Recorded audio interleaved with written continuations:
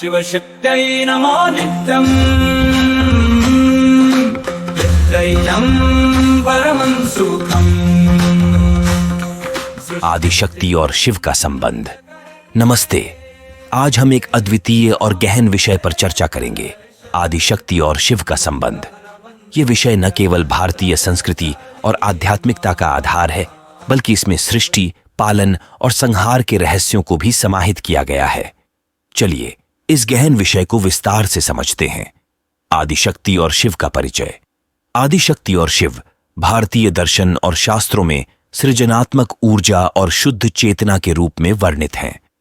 शिव को निराकार और चेतना का प्रतीक माना जाता है, जबकि आदिशक्ति को प्रकृति, ऊर्जा और सृजन की मूल स्रोत कहा गया है। दोनों का मिलन ही संपूर्ण सृष्टि का आधार है। शिव सूत्र में कहा गया है, चैतन्यमात्मा, अर्थात शिव शुद्ध चेतना है।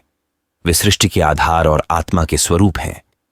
देवी भागवत पुराण में शक्ति को इस प्रकार परिभाषित किया गया है, शक्ति सर्वभूतस्य विद्या रूपेण संस्थिता, अर्थात शक्ति सभी प्राणियों में विद्या और ऊर्जा के रूप में विद्यमान है। सृष्टि का आरंभ और आदिशक्ति। भारतीय शास्त्रों के अनुसार जब सृष्टि का आरंभ हुआ, तब शिव और शक्ति ने मिलकर इसे जन्म दिया। आदिशक्ति को मूल प्रकृति या माया कहा गया है। शिव जो केवल चैतन्य है, शक्ति के बिना क्रिया नहीं कर सकते। इस संदर्भ में कहा गया है, शिवः शक्त्या युक्तो यदि भवति शक्तः, अर्थात शिव शक्ति के बिना अशक्त हैं। जब शिव शक्ति से संयुक्त होते हैं, तभी वे सृजन में समर्थ होते हैं। तांडव और लास्य का प्रतीक। शिव का तांडव नृत्य और शक्ति का लास्य नृत्य सृष्टि और प्रलय के चक्र का प्रतीक है। दोनों का संतुलन सृष्टि को स्थिरता प्रदान करता है। नृत्यन्ते द्रष्टुमिच्छन्ति देवा स्वर्गस्थिता, अर्थात देवता भी शिव के तांडव नृत्य को देखने की इच्छा रखते हैं, क्योंकि यह ब्रह्मांड की अनंत लीला का प्रतीक है। आदिशक्ति के स्वरूप। आदिशक्ति के 3 प्रमुख रूप हैं, सृजन, पालन और संहार।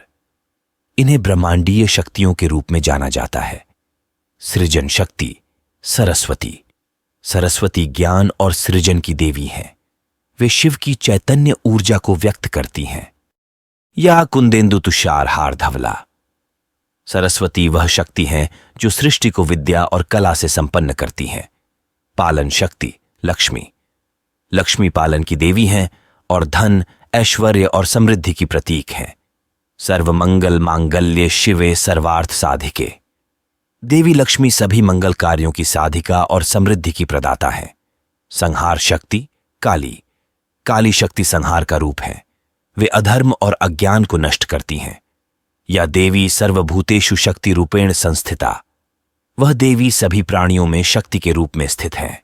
घोर रूपा महामाया सर्वशत्रु विनाशिनी। काली देवी घोर रूप वाली और शत्रुओं का संहार करने वाली है। शिव और शक्ति का योग। शिव और शक्ति का संबंध योग के माध्यम से भी समझा जाता है।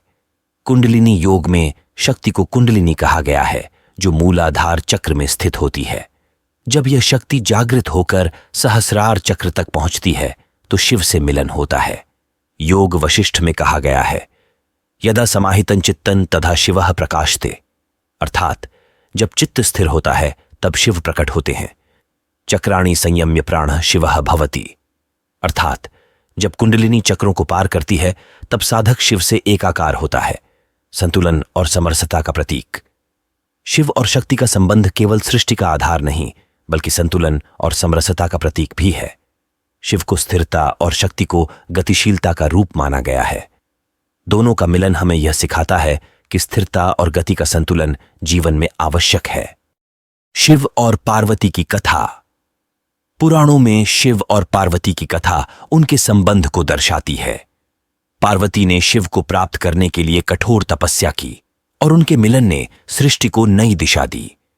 स्मरार्ति हारा सुमुखी त्रिलोक्यां, अर्थात पार्वती का तप और शिव का तपोबल सृष्टि के सभी दुखों को हरने वाला है।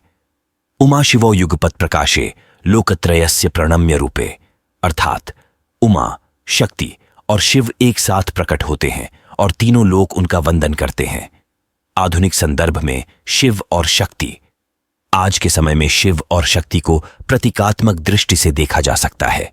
यह आध्यात्मिक उन्नति, शिव आत्मज्ञान के प्रतीक हैं और शक्ति आंतरिक ऊर्जा की।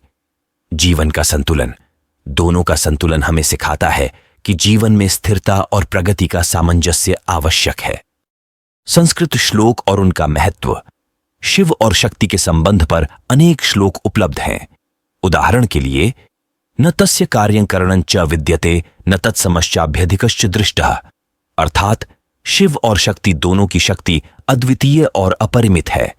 त्वमेव माता च पिता त्वमेव, अर्थात शिव और शक्ति माता पिता के समान सृष्टि के पोषक हैं। शिवः शक्ति समायुक्तः यदा भवति कार्यदा, अर्थात जब शिव और शक्ति एकत्र होते हैं तभी वे क्रियाशील बनते हैं। आदि शक्ति और शिव का संबंध केवल आध्यात्मिक कथा नहीं बल्कि सृष्टि और जीवन का सार है। यह हमें सिखाता है कि चेतना और ऊर्जा का संतुलन जीवन को दिव्यता और स्थिरता प्रदान करता है। शिव और शक्ति का मिलन हमें प्रेरित करता है कि हम अपने भीतर के शिव और शक्ति को पहचानें और जीवन को एक नई दिशा दें। आपका क्या विचार है? धन्यवाद। शिवशक्त्यै नमो नित्यम् दैनं परमं सुखम् सृष्टिस्थित्यन्तकरण्ये कामन्दे परशक्तितं मन्दहर वन्दे चन्द्राय कालीमा शिवशक्त्यै नमो नित्यम् त्रैकं परमं